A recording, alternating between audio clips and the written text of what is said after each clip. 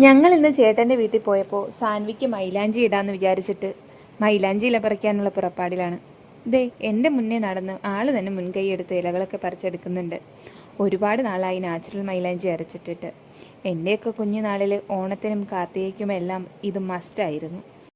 മൈലാഞ്ചി ആരുടേത് കൂടുതൽ ചുമക്കുന്നുവോ അവരുടെ മാരന് സ്നേഹക്കൂടുതൽ ഉണ്ടാവുമെന്ന് അന്യോന്യം പിറുപിറുത്ത മണിക്കൂറുകളോളം കൈ കഴുകാണ്ട് വെച്ച് സ്വപ്നങ്ങൾ നെയ്തൊരു കാലം. ഇന്ന് വിപണിയിലുള്ള രാസമിശ്രിതങ്ങൾ നിമിഷ നേരം കൊണ്ട് അതിലുമധികം ചുമപ്പിക്കുമെങ്കിലും അരച്ച മൈലാഞ്ചിയുടെ ആ ഗന്ധം പോലെ വരുമോ? ഇലകളെല്ലാം നുള്ളിയെടുത്തപ്പോഴാണ് ആ പഴയ മിശ്രിതങ്ങളുടെ ഓർമ്മച്ചെപ്പ് ചേട്ടൻ്റെ അമ്മ തുറന്നത്. മൈലാഞ്ചി ഇലയോടൊപ്പം പഴുത്ത പ്ലാവിലയുടെ ഞെട്ടും തേയിലയും ചേർത്തരച്ചാൽ ചുമപ്പ് കൂടുമെന്ന്.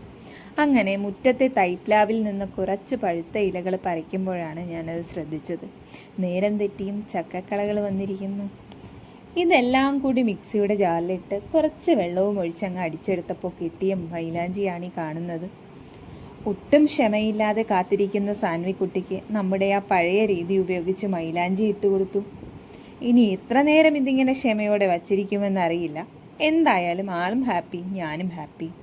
ഇനി അടുത്ത വിശേഷങ്ങളുമായി വരും വീഡിയോസിൽ കാണാം.